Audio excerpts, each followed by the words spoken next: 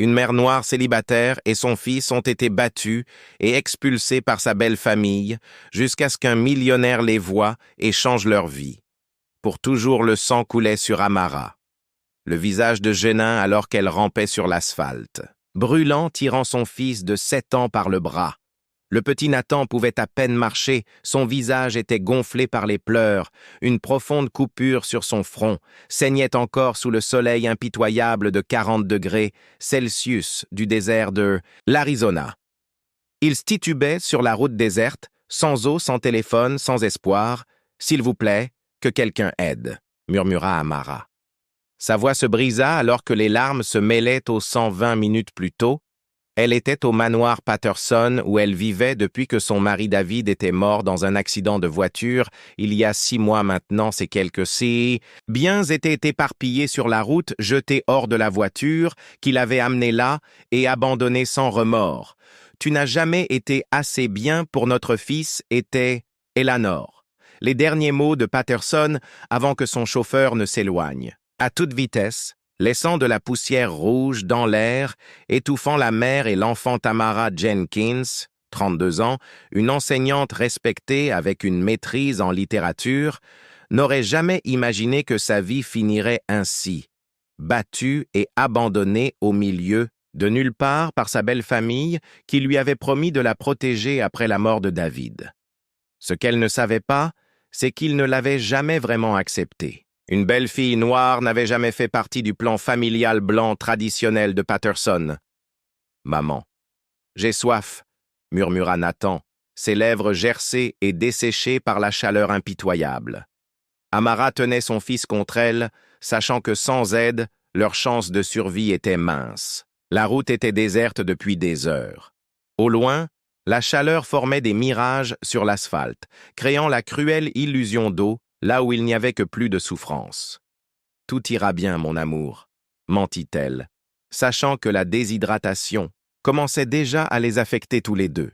Dans son esprit, des flashs des derniers mois ont pris forme, les petits changements dans le comportement de sa belle famille après avoir lu le testament. Les clés ont changé sans prévenir. Les documents qui devaient être signés de toute urgence. La détermination croissante à obtenir la garde de Nathan. La dispute ce matin-là quand Tamara a découvert qu'il prévoyait de la renvoyer d'où elle venait tout en gardant son fils. Le bruit d'un moteur brisa le silence mortel. Amara se retourna avec difficulté et leva la main pour protéger ses yeux du soleil. Un Range Rover noir s'approcha en ralentissant. Elle hésita. Demander de l'aide à des inconnus pouvait être tout aussi dangereux. Mais l'état de Nathan ne lui laissait pas le choix. Le véhicule s'est arrêté à quelques mètres de là. Un homme grand, à la peau foncée et aux cheveux grisonnants aux tempes, est sorti. Il était habillé simplement d'un jean et d'une chemise boutonnée malgré la voiture de luxe.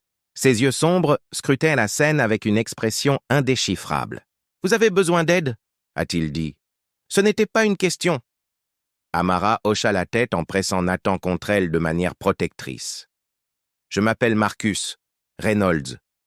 J'ai de l'eau et une trousse de premier secours dans ma voiture, je peux t'emmener à l'hôpital. » Amara étudia son visage à la recherche de signes de danger. Au cours des 15 années qu'elle avait vécues en Arizona, elle avait appris que tout le monde ne considérait pas une femme noire avec sympathie, surtout une femme dans une situation vulnérable. « S'il vous plaît, » dit-elle finalement. « Mon fils a besoin d'aide. » Marcus s'approcha lentement comme on pourrait s'approcher d'un animal blessé et lui offrit une bouteille d'eau. « Je ne vous toucherai pas sans permission, mais cette coupure sur la tête du garçon nécessite des points de suture et vous souffrez tous les deux d'un épuisement dû à la chaleur. » Quand Tamara accepta l'eau avec des mains tremblantes, elle remarqua quelque chose dans le regard de Marcus. Pas de la pitié, pas un jugement, mais une reconnaissance silencieuse, comme s'il savait lui aussi ce que c'était que d'être seul dans le moment le plus désespéré. À l'horizon, le manoir Patterson n'était encore qu'une silhouette lointaine contre le ciel orange. Depuis l'une des fenêtres d'Eleanor Patterson observait à travers des jumelles son visage, un masque de froideur, calculé, ils doivent être morts maintenant, dit Richard Patterson, son mari se versant un whisky. Personne n'a emprunté cette route depuis des semaines. Ce qu'aucun d'eux n'a réalisé, c'est que cette rencontre sur le bord de la route n'était pas la fin de l'histoire d'Amara, et Nathan, ce n'était que le début, et lorsque la poussière serait finalement retombée, rien dans la vie des Patterson ne resterait intact. À l'hôpital commémoratif de Phoenix, Amara regardait Nathan dormir, son petit front enveloppé de bandages. Ses propres blessures semblaient insignifiantes, comparées au soulagement de voir son fils respirer paisiblement. Madame Jenkins, le docteur Pricumar, entra discrètement. « Les tests de Nathan sont bons. La commotion cérébrale n'est pas aussi grave que nous le craignions. » Un homme en costume impeccable fit irruption dans la pièce, suivi de 2 policiers. Theodore Fletcher, avocat de la famille Patterson. Je suis ici pour discuter de la situation du mineur Nathan Patterson. Jenkins. Amara le corrigea. Le nom de famille de mon fils est Jenkins, en fait. J'ai une requête préliminaire pour la garde. Les Patterson allèguent une négligence grave. Selon eux, vous avez fui la résidence après une dispute au sujet de l'héritage, mettant Nathan en danger. Messieurs Marcus. La voix de Reynolds a coupé la tension. Cette femme et son fils sont sous soins médicaux. Toute question juridique peut attendre 48 heures, comme le stipule la loi de l'Arizona. Quand tout le monde est parti, Amara a. Regardez, Marcus. Pourquoi m'aides-tu? Tu ne me connais même pas. Il y a 20 ans, personne ne s'est arrêté pour aider ma sœur. Elle et mon neveu sont morts sur une route semblable à celle-ci. Il a marqué une pause. Et pour les Patterson, Richard a essayé de me faire fermer les portes de mon entreprise lorsque j'ai refusé de vendre mon brevet de crème solaire 3 jours plus tard. Dans le bureau moderne de Zoé Washington, l'avocate, engagée par Marcus, Amara, écouta avec incrédulité les accusations des Patterson. Ils prétendent que vous êtes instable émotionnellement et que vous avez tenté d'extorquer de l'argent à la famille. Zoé, une femme noire de 40 ans aux tresses élégantes, s'exprima sans détour. Ils disent aussi que vous avez volé des bijoux et inventé un récit de victimisation. Comment peuvent-ils le déformer ainsi? Parce qu'ils ont de l'argent et de l'influence. Eleanor Patterson vient d'une famille puissante. La question est, qu'est-ce que tu as contre eux? Amara ouvrit son sac à main et en sortit une clé USB. J'ai remarqué des choses étranges ces dernières semaines. Des documents concernant la garde de Nathan sont attendus pour signature urgente. Mes comptes bancaires sont fermés. Elle hésita.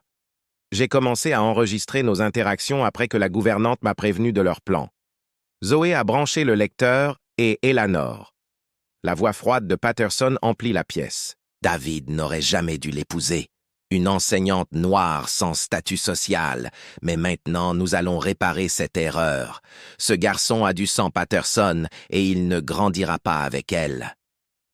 Les yeux de Zoé s'écarquillèrent en écoutant des conversations explicites sur le fait de se débarrasser d'Amara, la falsification d'évaluations psychologiques et Richard ordonnant à son chauffeur de les déposer là où personne ne les trouvera facilement. « Cela change tout », dit Zoé. Mais nous en avons besoin de plus. Ils diront qu'il s'agit de manipulation illégale. Et c'était illégal, admit Amara. Enregistrer sans consentement en Arizona est interdit. J'ai vérifié. Zoé la regarda avec un respect nouveau. Un professeur de littérature qui connaît les lois sur la surveillance. J'ai travaillé dans un refuge pour femmes le week-end. Dans l'appartement sécurisé fourni par Marcus Amara, a passé ses nuits à compiler méticuleusement des documents et des messages Carmen Diaz, l'ancienne gouvernante des Patterson qui avait démissionné après avoir été témoin de l'agression, a aidé en s'occupant de Nathan pendant qu'Amara construisait son dossier. « Il pense que je suis vaincu », a déclaré Amara un soir. « Il croit que je ne suis qu'une femme sans ressources et que je m'effondrerai lorsqu'ils m'offriront de l'argent pour abandonner mon fils. » Marcus a remarqué la transformation progressive d'Amara. La femme fragile qu'il avait sauvée cédait la place à une force calculée. « Qu'est-ce que tu prévois ?» a-t-il demandé en la regardant organiser ses documents. Amara a levé les yeux, son regard maintenant fixe.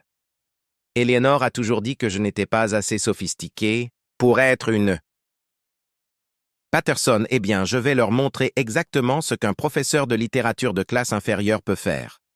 Au manoir Patterson, Eleanor servait des boissons à l'élite sociale de Phoenix. Cette femme est clairement malade, mentalement. Nathan sera là où il doit être dans quelques semaines. Richard a fièrement affiché une photo de Nathan, une image utilisée pour créer l'illusion d'une famille aimante et préoccupée par son petit-fils. Ce qu'il ne réalisait pas, c'est qu'à ce moment précis, Amara contactait des dizaines de personnes qui avaient été lésées par les Patterson au fil des ans, d'anciens employés réduits au silence, des partenaires commerciaux trahis, des employés maltraités, des personnes dont les histoires combinées aux preuves d'Amara formeraient une tempête parfaite, car parfois l'arme la plus puissante contre l'arrogance n'est pas l'argent ou le pouvoir, mais la patience tranquille de quelqu'un qui a survécu en observant attentivement. Tandis que les Patterson célébraient leur victoire imminente, chacun de leurs mouvements était documenté par un réseau croissant d'alliés unis pour la justice.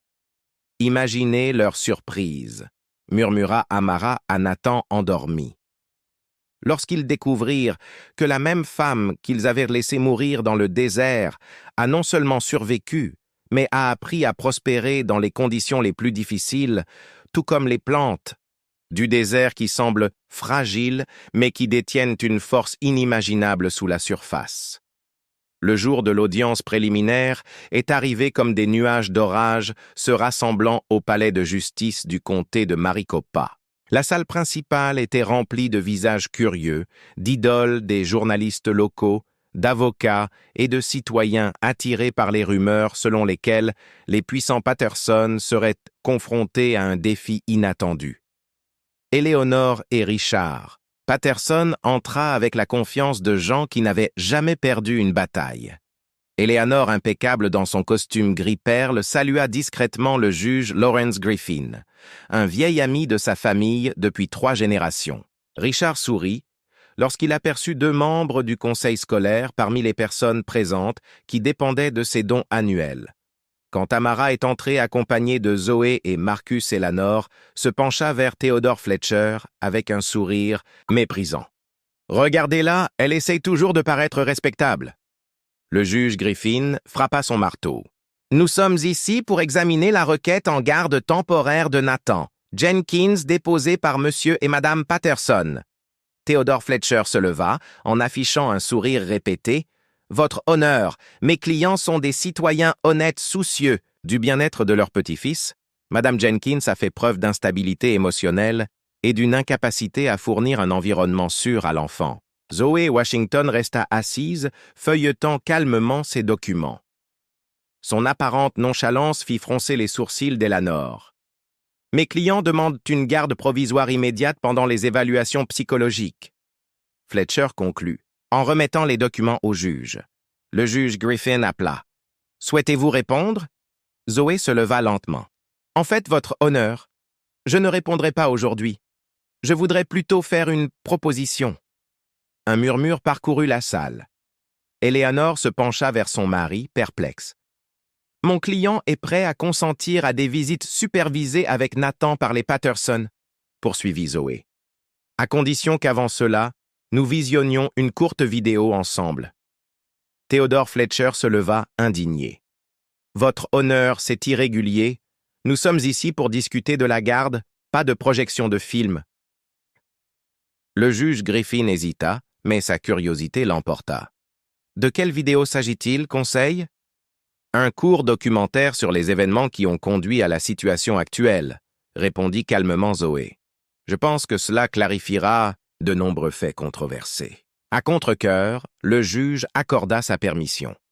Les lumières se sont atténuées et un écran est descendu du mur latéral de la salle d'audience. La première image s'est figée Eleanor Patterson sur place. C'était une vidéo de sécurité du manoir Patterson lui-même montrant Amara poussée dans les escaliers par Richard, tandis qu'Eleanor hurlait « Emmenez cette femme et son bâtard là où personne ne peut les trouver !» La vidéo continuait sans relâche, des conversations enregistrées sur les plans pour éliminer le problème, des courriels échangés avec l'avocat Fletcher discutant de la falsification des évaluations psychologiques, des documents montrant comment ils ont essayé de modifier le testament de David après sa mort. Le dernier morceau de la vidéo était dévastateur. Nathan s'est remis de ses blessures, racontant calmement ce dont il avait été témoin.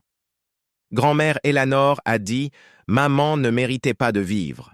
Grand-père Richard a frappé maman quand elle a essayé de me protéger. Les lumières se sont rallumées. Eleanor était pâle. Comme un fantôme, Richard fixait le sol.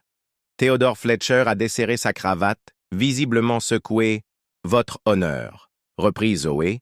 « Nous aimerions porter plainte au pénal contre Eleanor et Richard Patterson pour tentative de meurtre, agression, falsification de documents et obstruction à la justice. » Le juge Griffin, visiblement secoué, ajusta ses lunettes. « Monsieur Fletcher, vos clients ont-ils quelque chose à dire ?» Fletcher resta bouche bée. Eleanor essaya de se lever, mais ses jambes cédèrent. Richard finit par parler.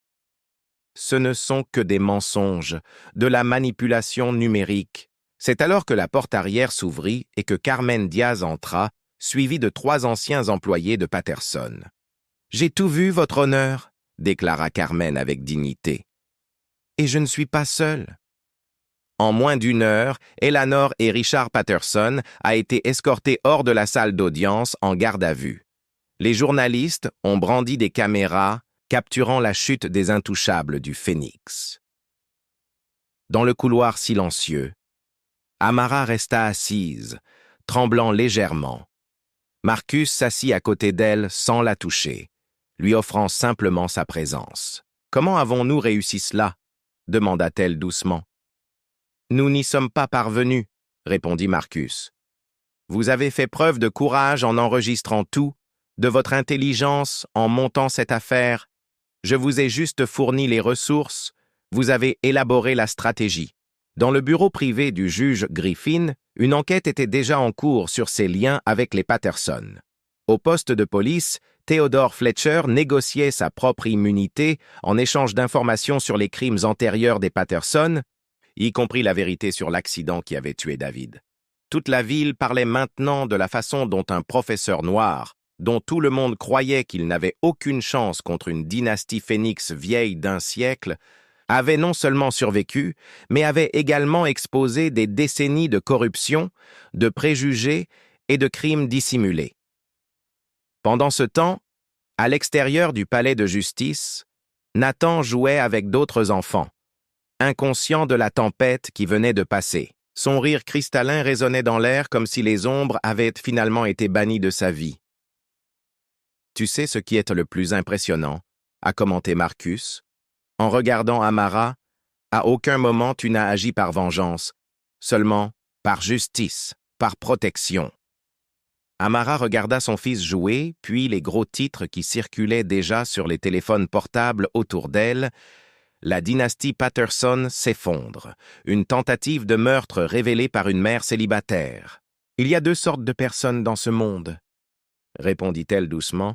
« Ceux qui croient que le pouvoir signifie écraser les autres, et ceux qui comprennent que la vraie force consiste à rester entier même lorsqu'ils essaient de vous détruire. » Sur la ligne d'horizon de Phénix, les silhouettes des gratte-ciel brillaient contre le ciel orange du coucher de soleil, alors qu'un nouvel ordre commençait à prendre forme.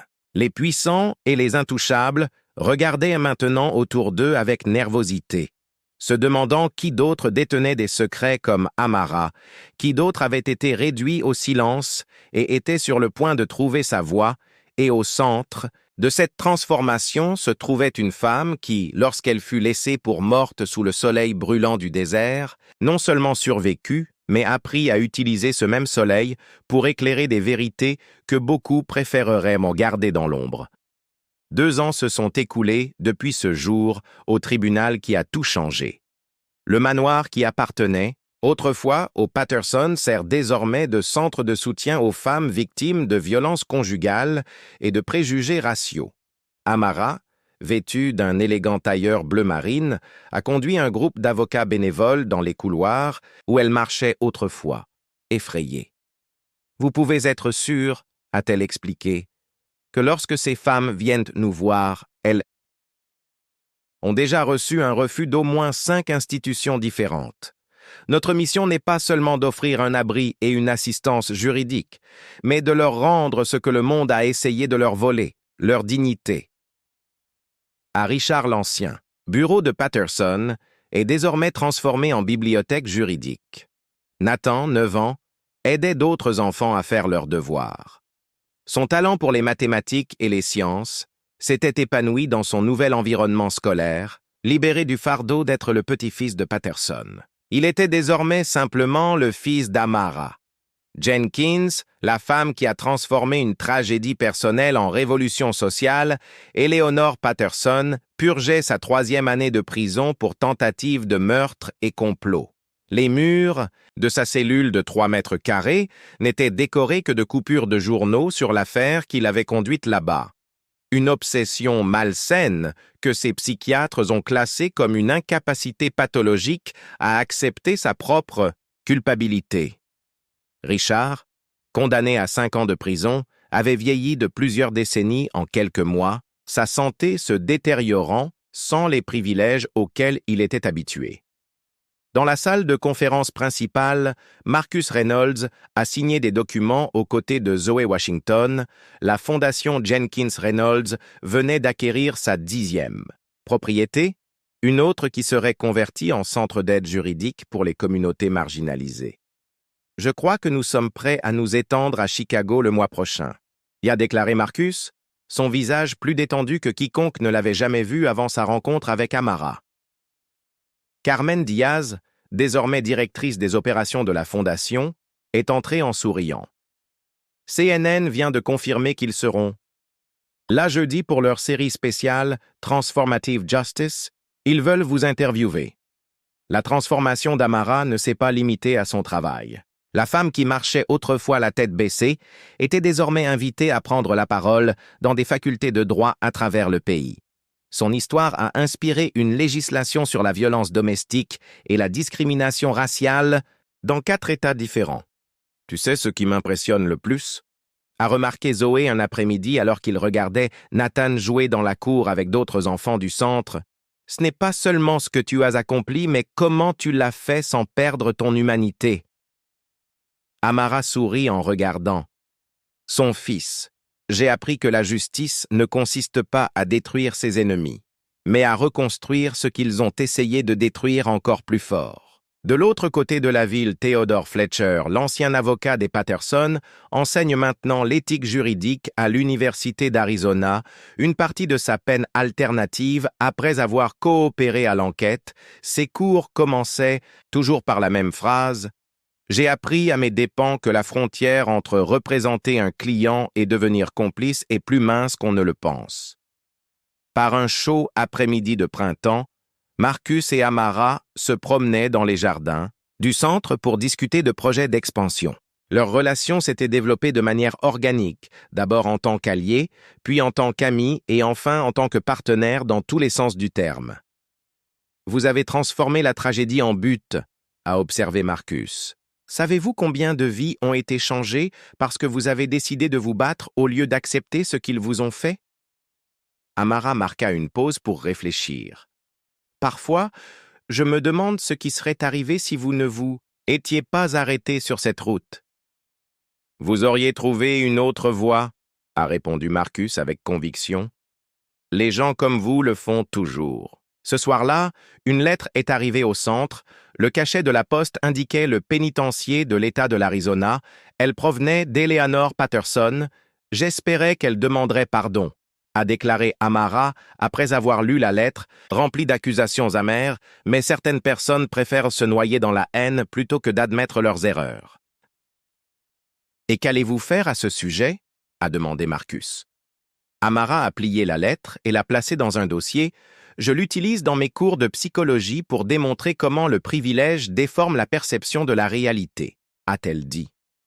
Elle pense toujours que je l'ai piégée, que j'ai manipulé le système, incapable d'accepter que le système qu'il a toujours favorisé a finalement fonctionné comme il le devrait.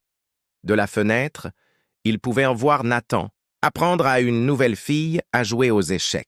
Sa patience et sa gentillesse reflétaient clairement les valeurs qu'Amara avait préservées, même dans les moments les plus sombres. « Tu sais quelle est la vraie victoire ?» sourit Amara en regardant son fils.